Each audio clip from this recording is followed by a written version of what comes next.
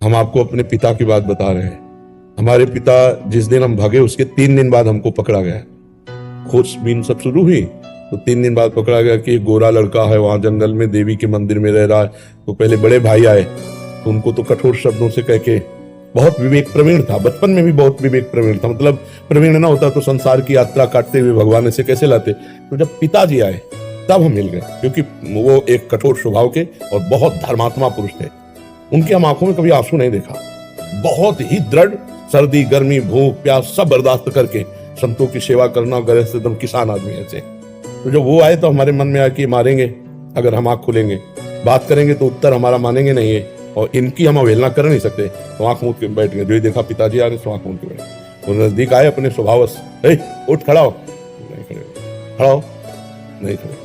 तीसरी बार का आप खड़ा हो जा, तो हमें लगा डंडा पड़ेगा चौथी बार तो खड़े हो गए, बच्चे ही थे, खड़े हो गए। तो चाचा जी वगैरह उनको बड़े भैया कहते थे, तो हम भी पिताजी नहीं कहते थे, हम भी बड़े भैया कहते थे। तो हमका बड़े भैया आपसे एक प्रार्थना करें। उनका बताओ। हमका ये जिंदगी भगवान के नाम है, आप चाहे काट डालो ना घर जाएंगे ना आपकी बात मानेंगे।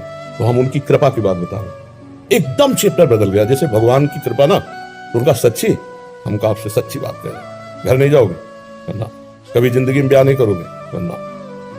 वो खड़े हो जाओ, खड़े हो जाओ, ऐसे छाती से लगाओ, कहा राम राम राम, 3 बार ऐसे छाती से राम राम राम ऐसे कहा जाओ।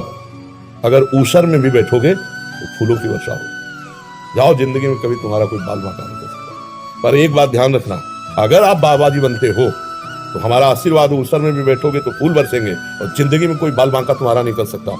और अगर कहीं किसी की बहन बेटी देखी तो फिर तो हमका जिंदगी में आप इस बात को कभी नहीं सुनोगे।